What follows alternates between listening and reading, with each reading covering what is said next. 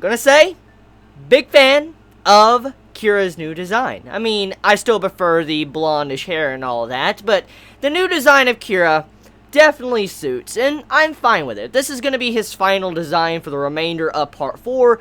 I'm completely fine with it because I just do like the style and how creepy and menacing he is throughout this entire episode. Because am I the only one throughout watching this episode really started to kind of warm up to the new female character introduced, like the housewife, and I started warming up to her, because, I mean, she seemed overall, even though she had a bad attitude, I mean, most likely, judging by the way she was acting, her husband was probably not a very good husband, probably someone that wasn't a really good person, probably just wasn't a caring husband at all, and that's one of the main reasons why she was probably acting like that.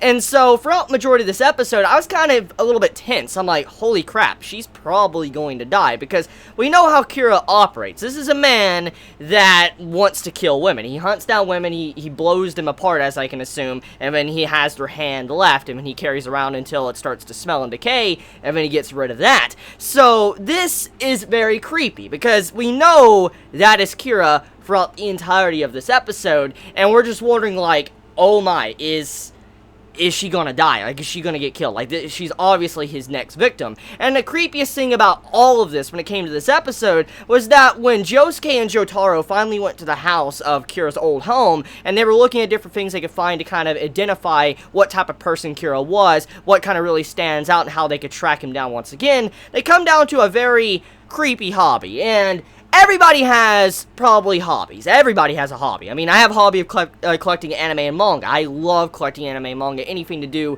with anime and manga and anything like that, I love collecting it. Everybody has a hobby. Kyra, on the other hand, his hobby is something much more bizarre. No pun intended. His hobby is to collect his own fingernails and his toenails into a jar and to sort them by dates. For instance, like 1983, 1984, so forth. He also writes in a journal about the centimeters of how much his nails have grown.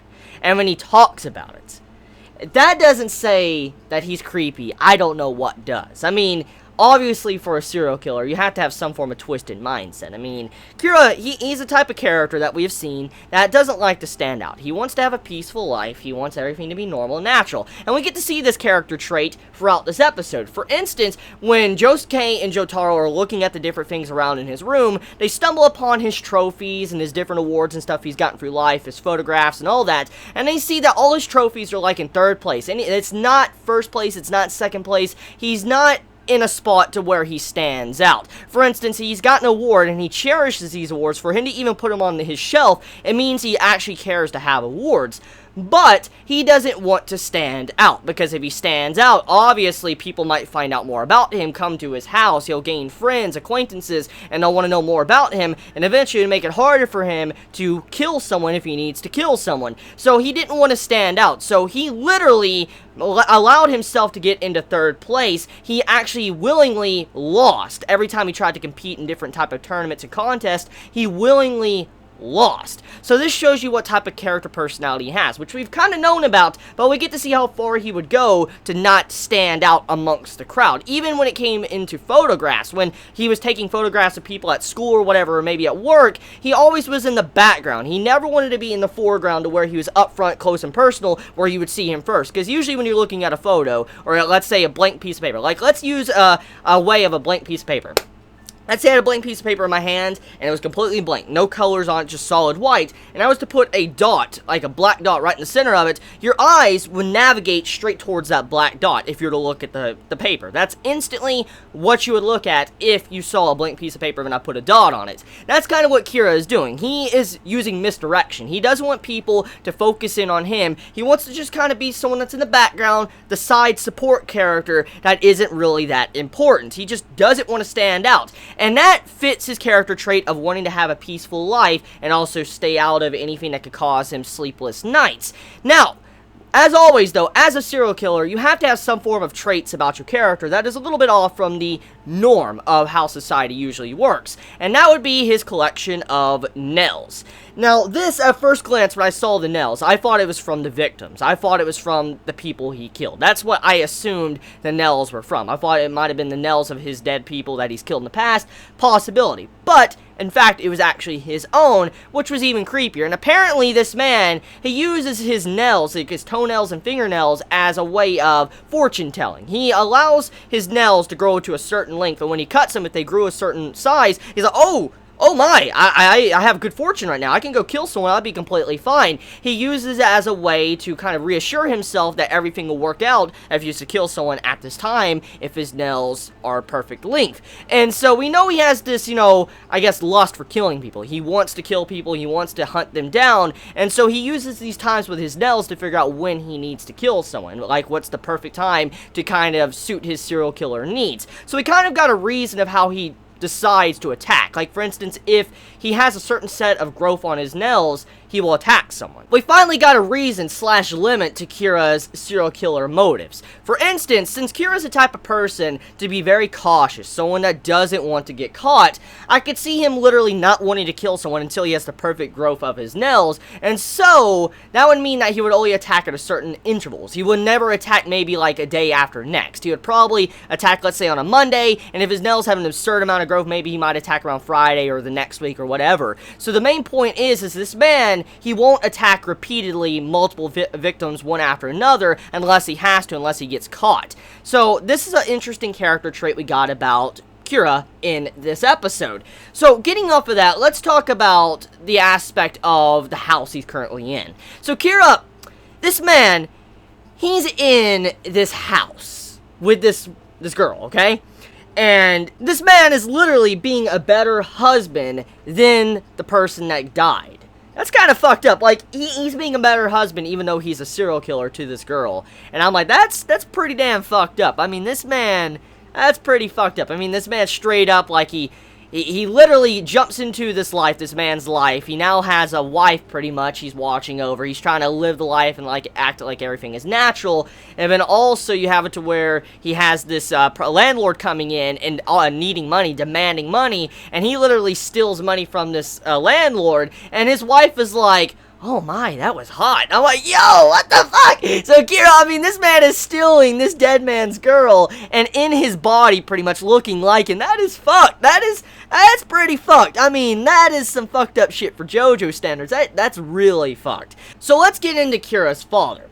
So Kyra'S father gets introduced in this episode, and we kind of find out that Kyra'S father is a ghost. Now, we know he's assumed to be dead, but this ghost has been in Kyra'S room the entire time. And this man is still there, even after Kyra leaving, and Kyra'S father is actively protecting his son, even though he knows his son is a murderer. Even though he knows his son is doing despicable acts that are evil, he still protects his son. So I guess he really cares for his son as a parent, but he doesn't really like how, he is a murderer, because you get to see a little bit of that at the end of the episode, but he respects his son's happiness and wants him to be happy. So it's kind of fucked up, but we get to see this character introduction of how he's willing to go as far as to stop Josuke and Jotaro from trying to find out any secrets they possibly can about his son Kyra by trying to kill them.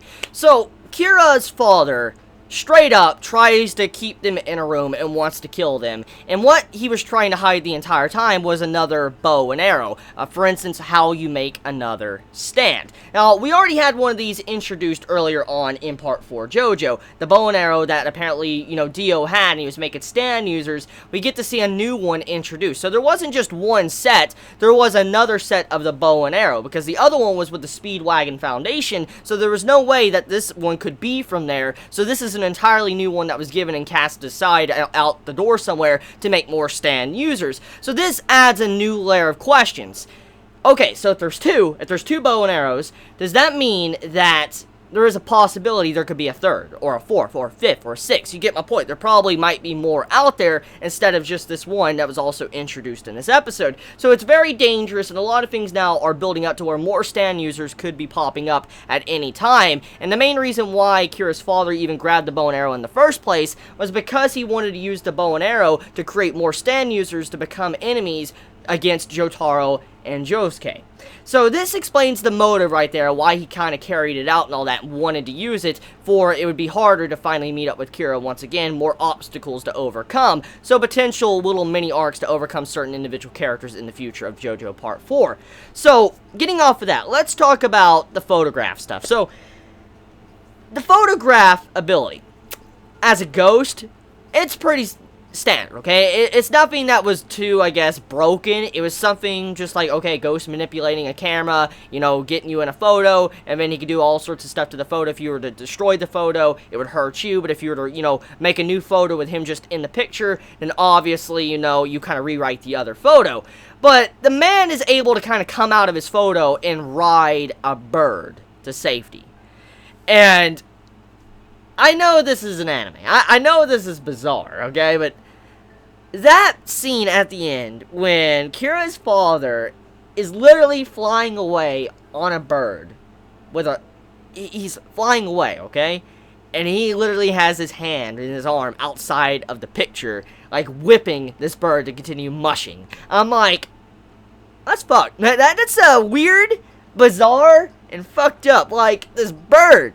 This is the way it looks. Just a photograph forcing a bird to fly away. I just like, only in JoJo. Only in JoJo you would see something like this. Only in JoJo. So yeah, that's about it when it comes to this episode. A lot of setup, a lot of great things in this episode. I'm willing to bet that the housewife is probably going to die to Kira. I can sense it probably either next week's episode or the week after that. I sense that happening very soon. So you all have a wonderful day or night wherever you live. Please be safe. Chibi out.